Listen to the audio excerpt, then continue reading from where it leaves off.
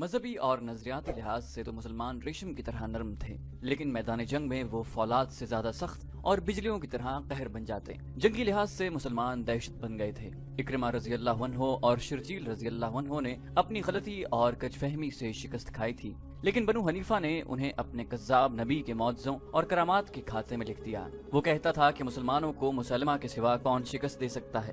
نہار الرجال، مسلمہ نے اپنے پاس بیٹھے ہوئے اپنے دست راست نہار الرجال سے کہا، اب ہمیں مدینہ کی طرف کوچ کی تیاری کرنی چاہیے، مسلمانوں میں اب وہ دم خم نہیں رہا۔ نہار الرجال وہ شخص تھا جس نے رسول کریم صلی اللہ علیہ وآلہ وسلم کے سائے تلے بیٹھ کر قرآن پڑھا اور مذہب پر عبور حاصل کیا تھا، اور اسے مبلغ بنا کر مسلمہ کے علاقے میں بھیجا گیا تھا، مگر اس پر مسلمہ کا جادو چل گیا۔ اس نے مسلمہ کی نبوت کا پرچار شروع کر دیا۔ آیات قرآنی کو توڑ موڑ کر اس نے ان لوگوں کو بھی مسلمہ کا پیروکار بنا دیا جو اسلام قبول کر چکے تھے۔ مسلمہ نے اسے اپنا معتمد خاص بنا لیا تھا۔ یہ شراب اور نسوانی حسن کا جادو تھا۔ خود مسلمہ جس کی شکل و صورت مکروہ سی تھی اور قد مزے کا خیز حد تک ٹھگنا تھا، عورتوں میں زیادہ مقبول تھا۔ مورخ لکھتے ہیں کہ عورتوں کے لیے اس میں ایک مخصوص کشش تھی۔ سجا جیسی عورت جو کلوپترا کی طرح جنگی قوت لے کر مسلمہ کو تہہ تیغ کرنے آئی تھی، صرف ایک ملاقات میں اس کی بیوی بن گئی تھی۔ یہ مسلمہ کی جسمانی طاقت اور مقناطیسیت تھی، اب تو وہ بہت بڑی جنگی طاقت بن گیا تھا۔ اکرمہ اور شرجیل رضی اللہ عنہ کو پسپا کر کے اس کے اپنے اور اس کے لشکر کے حوصلے بڑھ گئے تھے۔ وہ اب مدینہ پر چڑھائی کی باتیں کر رہا تھا۔ وہ دربار میں بیٹھا نہار الرجال سے کہہ رہا تھا کہ مدینہ کی طرف کوچ کی تیاری کرنی چاہیے۔ نہار الرجال کچھ کہنے بھی نہیں پایا تھا کہ مسلمہ کو اطلاع دی گئی کہ ایک جاسوس آیا ہے۔ مسلمہ نے اسے فوراً بلا لیا۔ جاسوس نے کہا کہ مسلمانوں کا لشکر آ رہا ہے، تعداد 10 اور 15,000 کے درمیان ہے۔ تم نے جب دیکھا یہ لشکر کہاں تھا؟ مسلمہ نے پوچھا۔ وادی حنیفہ سے کچھ دور۔ جاسوس نے کہا، اب اور آگے آ چکا ہوگا، ان بدبختوں کی موت وادی حنیفہ میں لے آئی ہے۔ مسلمہ نے رونت سے کہا، انہیں معلوم نہیں کہ ان کا 10-15 ہزار کا لشکر میرے 40,000 شیروں کے ہاتھوں چیر پھاڑا جائے گا۔ وہ اٹھ کھڑا ہوا، تمام درباری احترام کے لیے اٹھے۔ وہ نہار الرجال کو ساتھ لے کر دربار سے نکل گیا۔ اس نے اپنا گھوڑا تیار کروایا، نہار الرجال کو ساتھ لیا اور دونوں گھوڑے انہیں یمامہ سے دور لے گئے۔ وہ وادی حنیفہ کی طرف جا رہے تھے۔ اس وادی سے وہ زندہ نہیں نکل سکیں گے۔ راستے میں مسلمہ نے نہار الرجال سے کہا، میرے اس پھندے سے وہ واقف نہیں۔ رجال نے قہقہ لگایا اور کہا، آج محمد صلی اللہ علیہ وآلہ وسلم کا اسلام وادی حنیفہ میں دفن ہو جائے گا۔ وہ آدھا راستہ طے کر چکے تھے کہ آگے سے ایک گھڑ سوار گھوڑا سرپٹ دوڑاتا آ رہا تھا۔ مسلمہ کو دیکھ کر وہ رک گیا۔ یا نبی، گھڑ سوار نے ہامتی ہوئی آواز میں کہا، مجاع بن مرارہ کو مسلمانوں نے قید کر لیا ہے۔ مجاع کو؟ مسلمہ نے حیرت سے کہا۔ رجال نے ڈری ہوئی سی آواز میں کہا، مجاع کی ٹکر کا ہمارے پاس اور کوئی سالار نہیں۔ مسلمہ نے کہا، مجاع کا قید ہو جانا ہمارے لیے اچھا شگون نہیں۔ مجاع بن مرارہ مسلمہ کا بڑا ہی قابل اور دلیر سالار تھا۔ وہ خالد بن ولید رضی اللہ عنہ سے ملتا جلتا تھا۔ مورخوں نے لکھا ہے کہ خالد رضی اللہ عنہ کے مقابلے میں لڑنے اور جنگی چالیں چلنے کی اہلیت صرف مجاع میں تھی۔ مجاع مسلمانوں کے ہاتھوں اس طرح چڑھ گیا تھا کہ اس کے قریبی رشتہ دار کو بنی عامر اور بنی تمیم کے کچھ لوگوں نے قتل کر دیا تھا۔ مجاع نے مسلمہ سے اجازت لی تھی کہ وہ لشکر کے 40 سوار ساتھ لے کر جائے اور اپنے رشتہ دار کے قتل کا انتقام لے۔ مسلمہ اپنے اتنے قابل سالار کو مایوس نہیں کر سکتا تھا۔ اس نے اسے اجازت دے دی۔ مجاع اپنی دشمن کی بستی میں گیا اور انتقام لے کر واپس آ رہا تھا۔ اسے معلوم نہیں تھا کہ جس علاقے کو وہ محفوظ سمجھتا تھا وہ اب محفوظ نہیں۔ اس نے اپنے سواروں کو ایک جگہ آرام کے لیے روک لیا۔ وہ سب اپنا فرض کامیابی سے پورا کر آئے تھے۔ گھوڑوں کی زینے اتار کر وہ لیٹ گئے اور گہری نیند سو گئے۔ خالد رضی اللہ عنہ کا لشکر اسی طرف آ رہا تھا۔ الصبح اس لشکر کا ہراول دستہ وہاں پہنچا جہاں مجاع اپنے 40 سواروں کے ساتھ گہری نیند سویا ہوا تھا۔ ان سب کو مجاہدین نے جگایا، ان سے ہتھیار اور گھوڑے لے لیے اور انہیں حراست میں لے کر پیچھے خالد رضی اللہ عنہ کے پاس لے گئے۔ خالد رضی اللہ عنہ کو معلوم نہیں تھا کہ مجاع مسلمہ کا بڑا قیمتی سالار ہے۔ خالد رضی اللہ عنہ نے اسے بھی محض سوار یا سپاہی سمجھا۔ انہوں نے دراصل بڑا موٹا شکار پکڑا تھا۔ انہوں نے یہ تو بتا دیا کہ وہ مسلمہ کی فوج کے آدمی ہیں، لیکن مجاع کا رتبہ ظاہر نہ ہونے دیا۔ کیا تم ہمارے مقابلے کے لیے آئے تھے؟ خالد رضی اللہ عنہ نے ان سے پوچھا۔ ایک نے جواب دیا، نہیں، ہمیں تو معلوم ہی نہیں تھا کہ مسلمانوں کا لشکر آ رہا ہے۔ ہم بنی عامر اور بنی تمیم سے اپنے خون کا بدلہ لینے گئے تھے۔ خالد رضی اللہ عنہ نے کہا، میں نے مان لیا، میں تمہاری جان بخشی کر سکتا ہوں۔ اب میرے اس سوال کا جواب دو کہ تم کسے اللہ کا سچا رسول مانتے ہو اور کس پر ایمان رکھتے ہو؟ ایک سوار نے جواب دیا، بے شک مسلمہ اللہ کا رسول ہے۔ خالد رضی اللہ عنہ نے کہا خدا کی قسم تم میری توہین کر دیتے تو میں تمہیں بخش دیتا، اپنے رسول صلی اللہ علیہ وآلہ وسلم کی توہین میں کس طرح برداشت کر سکتا ہوں؟ تم اپنے رسول کو مانو، ہم اپنے نبی کو مانتے ہیں۔ مجاہ نے کہا کہ اصل بات بھی یہی ہے کہ مسلمہ رسالت میں نعوذ باللہ محمد صلی اللہ علیہ وآلہ وسلم کا برابر کا حصہ دار ہے، ہم سب کا یہی عقیدہ ہے۔ سواروں نے کہا۔ خالد رضی اللہ عنہ نے تلوار کھینچی اور ایک ہی وار سے ایک سوار کا سر اڑا دیا اور حکم دیا کہ سب کو قتل کر ڈالو۔ خالد رضی اللہ عنہ کے آدمی آگے بڑھے اور مجاہ کو پکڑ کر اس کا سر کاٹنے کے لیے جھکا دیا۔ اسے قتل کرنے والے کی تلوار ہوا میں بلند ہوئی۔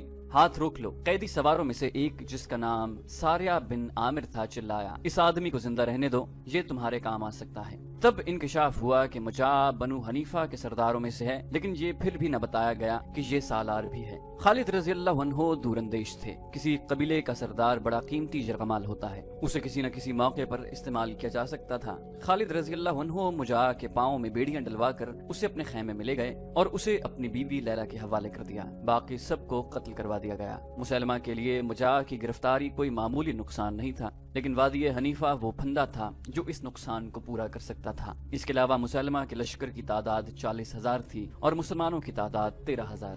مسلمہ کے پاس گھڑ سوار اور شتر سوار دستے زیادہ تھے۔ بعض مورخوں نے مسلمہ کے لشکر کی تعداد 30,000 لکھی ہے، بہرحال تعداد 40,000 سے زیادہ تھی۔ خالد رضی اللہ عنہ کی ایک کمزوری تو یہ تھی کہ لشکر کی تعداد خطرناک حد تک کم تھی۔ دوسری کمزوری یہ کہ وہ اپنے مستقر سے بہت دور تھے، جہاں کمک اور رسد کا پہنچنا ممکن نہیں تھا۔ انہیں صرف ایک سہولت تھی، اس علاقے میں پانی اور جانوروں کے لیے ہرے چارے کی کمی نہیں تھی۔ وہ زرخیز کھیتوں اور باغوں کا علاقہ تھا۔ مسلمہ کو ہرے بھرے کھیتوں اور باغوں کا غم کھا رہا تھا۔ اس نے نہار و رجال سے کہا کہ وہ ایسے انداز سے لڑنا چاہتا ہے کہ مدینہ کا لشکر بستیوں کو، کھیتوں کو اور باغوں کو نہ اجاڑ سکے۔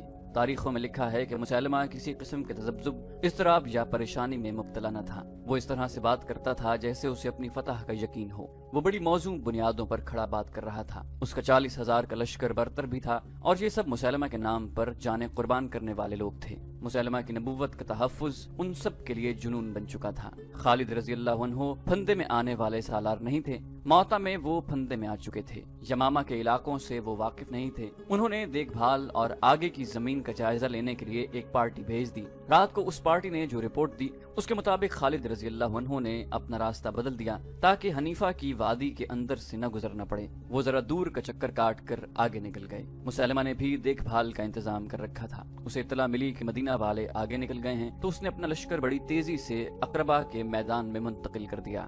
خالد رضی اللہ عنہ کی نظر اسی میدان پر تھی، لیکن دشمن پہلے پہنچ گیا تھا۔ خالد رضی اللہ عنہ نے ایک جگہ دیکھ لی جو میدان سے بلند تھی۔ انہوں نے وہیں اپنا لشکر روک لیا، وہاں سے وہ مسلمہ کے پڑاؤ کو اچھی طرح دیکھ سکتے تھے۔ مسلمہ نے اسی میدان کو بہتر اور موزوں سمجھا۔ ایک تو اس نے اپنے لشکر کا تمام تر ساز و سامان اور مال و اسباب اپنی خیمہ گاہ سے پیچھے رکھا تھا، دوسرے یہ کہ کھیتیاں اور باغات بھی لشکر کے پیچھے تھے۔ ان سب کی وہ بڑی اچھی طرح سے حفاظت کر سکتا تھا۔ اس نے یہ بھی دیکھ لیا تھا کہ خالد رضی اللہ عنہ یہاں سے آگے یمامہ کو بڑھے تو وہ ان پر عقب سے حملہ کر دے گا۔ خالد رضی اللہ عنہ بھی اس صورت کو بھانپ چکے تھے کہ وہ یہاں سے آگے بڑھے تو مارے جائیں گے۔ مسلمہ نے اپنے لشکر کو 3 حصوں میں تقسیم کیا۔ اس نے دائیں حصے کی قیادت نہار و رجال کو دی، بائیں حصے کا سالار محکم بن طفیل تھا اور درمیان میں یعنی قلب میں وہ خود رہا۔ اس نے اپنے بیٹے کو، جس کا نام بھی شرجیل تھا، کہا کہ وہ لشکر سے خطاب کرے۔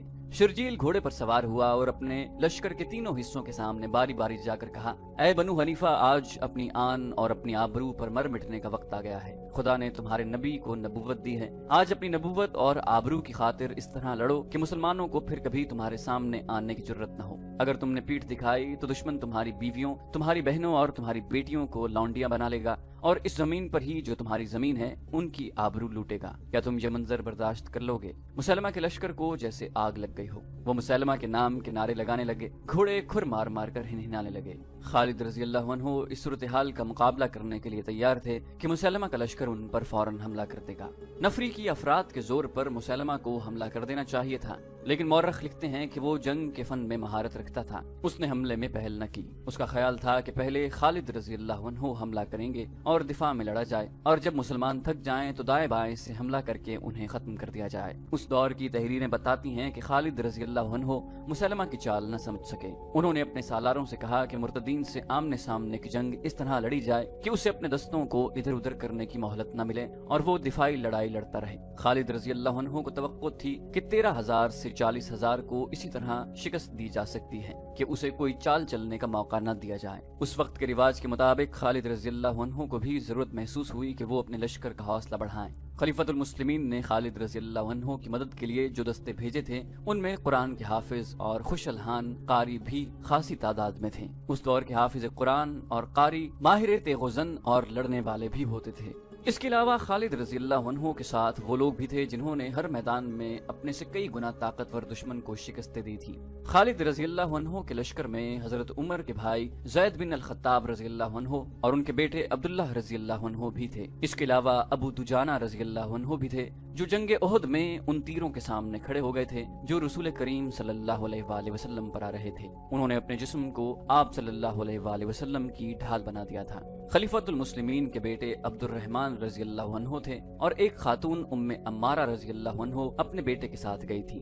उम्मे अम्मारा रज़ियल्लाहु अन्हु जंगे उहद में बाकायदा लड़ी थी। उनके अलावा वहशी नाम का हबशी वो भी खालिद रज़ियल्लाहु अन्हु के साथ था। कबूल इस्लाम से पहले जंगे उहद में इसी वहशी ने हमजा रज़ियल्लाहु अन्हु को बर्छी फेंक कर शहीद किया था, लेकिन बाद में अल्लाह ताला की तरफ से हिदायत मिलने पर वहशी ने भी इस्लाम कबूल कर लिया। मुजाहिदीन का लश्कर तादाद में तो कम था लेकिन जोश जिहाद और जज्बे के लिहाज से कमतर न था। खालिद रज़ियल्लाहु अन्हु ने खुद भी अपने लश्कर का हौसला बढ़ाया और कुरान के हाफिजों और कारियों से कहा कि वो मुजाहिदीन मदीना को आयात कुरानी सुनाकर बताएं कि वो घरों से इतनी दूर किस मकसद के लिए लड़ने आए हैं। कारी अपनी पुरअसर आवाजों में लश्कर को वो आयात सुनाने लगे जिनमें मुसलमानों के लिए जहाद फर्ज करार दिया गया है। ये सिलसिला रात भर चलता रहा।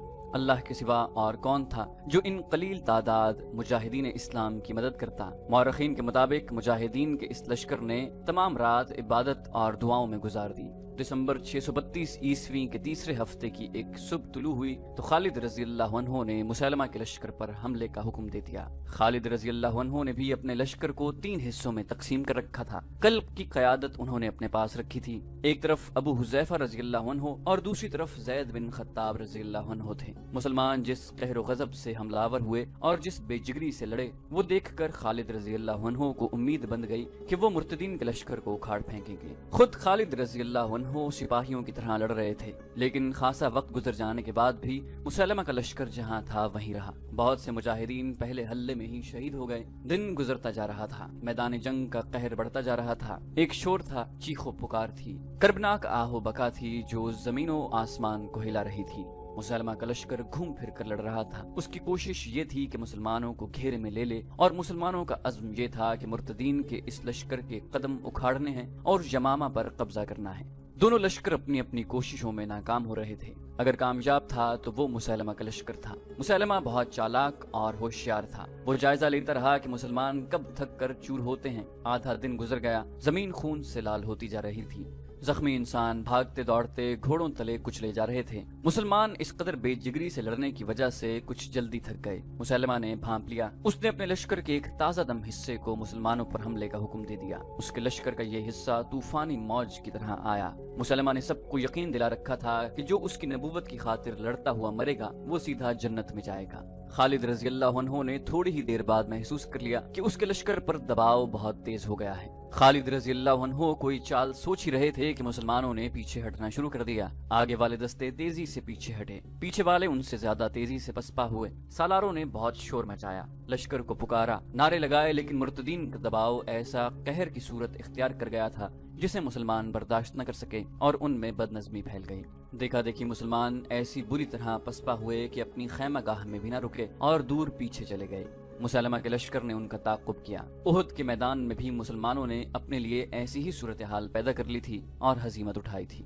ये उनकी दूसरी पसपाई थी जो भगदड़ की सूरत इख्तियार कर गई थी। मुसलमा का लश्कर जो मुसलमानों की खैमागाह तक पहुंचा था तो उसने वहां लूट मार शुरू कर दी। वहां उन्हें रोकने वाला कोई न था। खालिद रज़ियल्लाहु अन्हु और उनके सालार दौड़ दौड़ कर अपने लश्कर को रोकने के लिए चीखो चिल्ला रहे थे, लेकिन मुसलमान अपनी खैमागाह से खासी दूर जाकर रुके। मुसलमा के कुछ आदमियों को खालिद रज़ियल्लाहु अन्हु का खैमा मिल गया। वो उसमें जा घुसे। वहां उन्हें ज्यादा माल और दौलत मिलने की तवक्को थी, लेकिन इस खैमे में उन्हें 2 इतने कीमती इंसान मिल गए जिनकी उन्हें तवक्को नहीं थी। एक तो उनका अपना सरदार और सालार मुजाह था जो बेड़ियों में जकड़ा हुआ था, और उसके साथ खालिद रज़ियल्लाहु अन्हु की नई बीवी लैला उम्मे तमीम थी जिसके हुस्न के चर्चे उन्होंने सुन रखे थे लेकिन उसे देखा कभी नहीं था। मुजा को तो उन्होंने पहचान लिया। लैला के मुताल्लिक उन्हें मुजा ने बताया कि ये कौन है। बैक वक्त 2-3 आदमी लैला की तरफ लपके। वो उसे कत्ल करना या अपने साथ ले जाना चाहते थे। उनके कैदी सरदार मुजा ने हुक्म दिया कि रुक जाओ, दुश्मन के आदमियों के पीछे जाओ, अभी औरतों के पीछे पड़ने का वक्त नहीं। मैं अब इसका नहीं, ये मेरी कैदी है। उनके सरदार का हुक्म इतना सख्त था कि वो बड़ी तेजी से खेमे से निकल गई। उन्हें इतना भी होश न रहा कि अपने सरदार की बेड़ियां ही तोड़ जाते। तुमने मुझे इन आदमियों से क्यों बचाया? लैला ने मुजा से पूछा। क्या तुम मुझे अपना माले गनीमत समझते हो? अगर तुम्हारी नीयत यही है तो क्या तुम्हें यह एहसास नहीं कि मैं तुम्हें कत्ल कर सकती हूँ? तुमने मेरे साथ जो अच्छा सलूक कैद के दौरान किया है, मैं उसके सिले में अपनी जान दे सकता हूँ। मुजा ने कहा, खुदा की कसम, मेरी बेड़ियां टूट कर तुम्हारे पाँव में पड़ जाएं तो भी मैं तुम्हें माले गनीमत या लौंडी नहीं समझूंगा। तुमने मुझे कैदी नहीं, मेहमान बना कर रखा है। मैंने तुम पर कोई एहसान नहीं किया। लैला ने कहा, ये मुसलमानों की रिवायत है कि दुश्मन उनके घर चला जाए तो वो उसे मुअज़्ज़ज़ मेहमान समझते हैं। अगर तुम मेरे घर में होते तो मैं तुम्हें और ज्यादा आराम पहुंचा सकती थी। मुजा ने कहा, लैला, क्या तुझे अभी एहसास नहीं हुआ कि तुम्हारा खामद शिकस्त खाकर भाग गया है और तुम मेरे कब्जे में हो? फतह और शिकस्त का फैसला खुदा करेगा। लैला ने जवाब दिया, मेरा खामद इससे ज्यादा सख्त चोटें बर्दाश्त कर सकता है। मुजा ने फातिहाना मुस्कुराहट से कहा, कम फहम खातून, क्या तुझे अभी तक एहसास नहीं हुआ कि खुदा मुसैलमा के साथ है? मुसैलमा उसका सच्चा नबी है।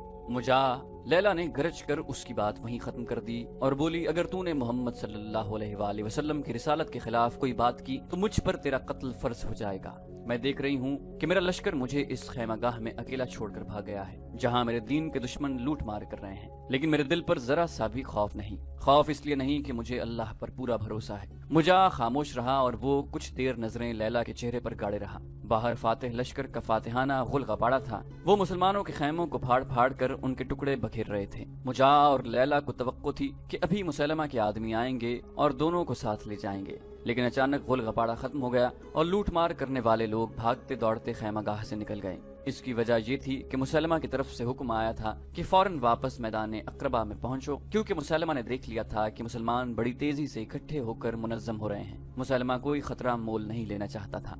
वो मुसलमानों की शजाअत और उनके जज्बे से मरूब था। मुजा और लैला खेमे में अकेले रह गए। मुजा के चेहरे पर जो रौनक आई थी वो फिर बुझ गई। खालिद रज़ियल्लाहु अन्हु इतनी जल्दी हार मानने वाले नहीं थे। जाया करने के लिए उनके पास एक लम्हा भी नहीं था। उन्होंने अपने सालारों और कमांडरों को इकट्ठा किया और उन्हें इस पसपाई पर शर्म दिलाई। इतने में एक घोड़ा सरपट दौड़ता आया और सालारों वगैरह के इज्तिमा में आ रुका। वो उमर रज़ियल्लाहु अन्हु के भाई ज़ैद बिन खत्ताब रज़ियल्लाहु अन्हु थे। खुदा की कसम इब्ने वलीद, ज़ैद बिन खत्ताब रज़ियल्लाहु अन्हु ने घोड़े से कूदकर उतरते हुए जोशीली आवाज में कहा, मैंने मुसैलमा का दायां हाथ काट दिया है। मैंने निहारू रज्जाल को अपने हाथों कत्ल किया है। ये अल्लाह का इशारा है कि फतह हमारी होगी। निहारू रज्जाल का हलाक हो जाना मुसैलमा के लिए कोई मामूली नुकसान नहीं था। बताया जा चुका है कि वो मुसैलमा का मोतमिद खास, वाहिद मुशीर और सही मानों में दस्तराज था। खालिद रज़ियल्लाहु अन्हु और उनके सालारों ने ये खबर सुनी तो उनके चेहरों पर ताज़ा हौसलों की सुर्खी आ गई। क्या तुम जानते हो कि हमें किस जुर्म की सजा मिली है? खालिद रज़ियल्लाहु अन्हु ने गुस्सैली आवाज में कहा, मुझे बताया गया है कि हमारे लश्कर में दिल फट गए थे। लड़ाई से पहले ही हमारे लश्कर के महाजर कहने लगे थे कि बहादुरी में अंसार और बद्दू उनका मुकाबला नहीं कर सकते।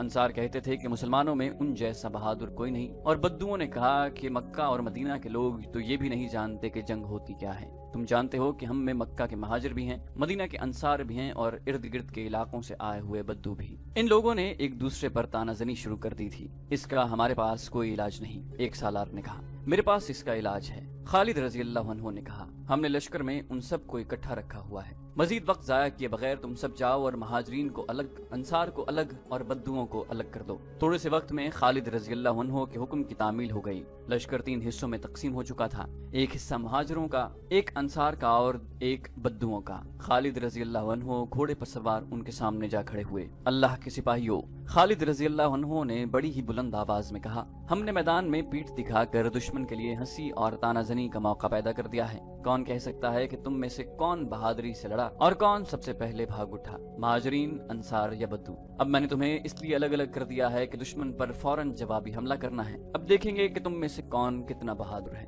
बहादुरी और बुज़दिली का फैसला तानाजनी से नहीं किया जा सकता। मैदान में कुछ करके दिखाओ, लेकिन इत्तेहाद को हाथ से न जाने देना। रसूल अल्लाह सल्लल्लाहु अलैहि वसल्लम ने तुम्हें जिस बाहमी प्यार का सबक दिया था वो भूल न जाना। तुम में से कोई गिरोह दुश्मन के दबाव को बर्दाश्त न करते हुए पीछे हटे तो दूसरे गिरोह उसकी मदद को पहुंचे। हमें दुश्मन पर साबित करना है कि मुसलमा झूठा नबी है। अगर हम शिकस्त खा गए तो ये झूठी नबुव्वत हम पर मुसल्लत हो जाएगी और हम मुसलमा के गुलाम और हमारी औरतें मुर्तदीन की लौंडियां बन जाएंगी। खालिद रज़ी अल्लाह अन्हु के ये अल्फाज उन तीरों की तरह कारगर साबित हुए जो अपने निशाने से इधर उधर नहीं जाया करते। लश्कर में नया जोश और नया बलबला पैदा हो गया। उधर मुर्तदीन मुजाहिदीन की खैमागाह लूट कर और तबाह करके जा चुके थे। इधर से मुसलमान इशारा मिलते ही मुसलमा के लश्कर की तरफ चल पड़े। मुसलमा ने अपने लश्कर को फिर हमला करने की तरतीब में कर लिया। जब मुजाहिदीन इस्लाम का लश्कर मुकाबले में पहुंचा तो अंसार से एक सरदार साबित बिन कैस घोड़े को ईड़ लगाकर लश्कर के सामने आ गए। उन्होंने बुलंद आवाज से कहा, ए अहले मदीना, तुम एक शर्मनाक मुजाहिरा कर चुके हो। साबित बिन कैस ने दुश्मन की तरफ इशारा करके कहा, ऐ मेरे अल्लाह, जिस किसी की ये लोग इबादत करते हैं मैं उस पर लानत भेजता हूँ। इन्होंने मुजाहिदीन की तरफ मुंह करके कहा, ऐ अल्लाह, जो बुरी मिसाल मेरे इस लश्कर ने कायम की है मैं उस पर भी लानत भेजता हूँ। इतना कहकर साबित बिन कैस रज़ी अल्लाह अन्हु ने न्याम से तलवार खींची और घोड़े का रुख दुश्मन की तरफ करके एड़ लगा दी। उनके आखिरी अल्फाज ये थे, देखो मेरी तलवार दुश्मन को मजा चखाएगी और तुम्हें हिम्मत और इस्तक़लाल का नमूना दिखाएगी। साबित बिन कैस ने घोड़े को ईड़ लगाई और खालिद रज़ी अल्लाह अन्हु ने हमले का हुक्म दे दिया। मौरिख लिखते हैं कि साबित बिन कैस की तलवार ऐसी शिद्दत और ऐसी महारत से चल रही थी कि जो उनके सामने आया वो फिर अपने पांव पर खड़ा नजर न आया। उनके जिस्म का शायद ही कोई हिस्सा रह गया हो जहां दुश्मन की तलवार बर्छी या अन्नी न लगी हो। दुश्मन की सफों के दूर अंदर जाकर साबित बिन कैस गिरे और शहीद हो गए। अपने लश्कर के लिए वो वाकई हिम्मत और इस्तक़लाल का बेमिसाल नमूना पेश कर गए।